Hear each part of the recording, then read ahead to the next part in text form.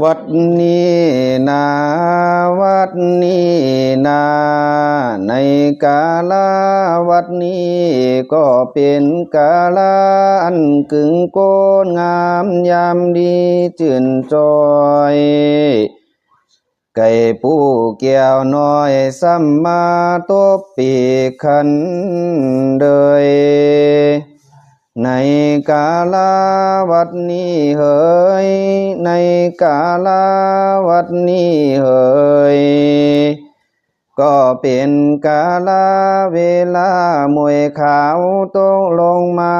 สาซอยต้องสุ่มซอยหลอกไม้ขาวเพิกจอ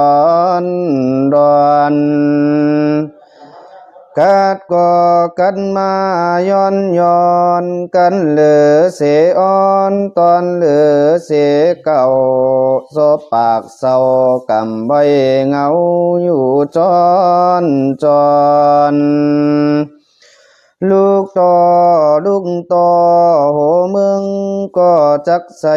ว่าปางเพราะว่ารับตื่นเดียวซ้ำไหวนากะตำกองปองเอาบุญพระผลนำเอาตวนโตพ้นจา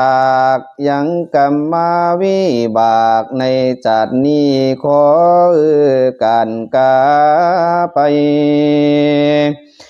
กวายอดเอาต่อหนา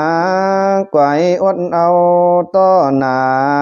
การหาตั้งบุญนี่นายิน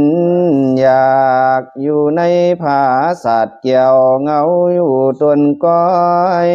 เดียวกัดก็กัดมาลอยเตนาหลอมตัวดาวอยู่ผาสำมองมนเป็นข้าวหมูนกน้อยสัมมาร้องอยู่สาวนุ่งเขียนขายาวสัมมาร้องกลางตงลูกต่อเจียงก็เจียงมามงเรียงมาวัดนี้ผู้ขาอันเป็นพระธรรมปกติตูตา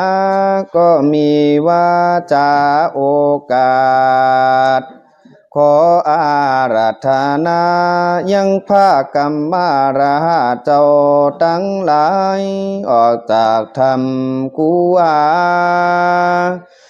ออกจากภากูเกี่ยวออกจากตุปริวาสกรรมเดียวดีงามวัดนี้ตวนจีพามสัมมากัดหนาวไว้วันกัดปั่นเข้าเกเนื้อไว้ย้อนยามดีบอนถึงรอดตวนยอดเจ้ามาไว้ขอจุงจี้เตียนภัยและกำขันเข้าตอกยกมือสองศอกไว้วันตาอาราธนังกโรมาสาธุกาสา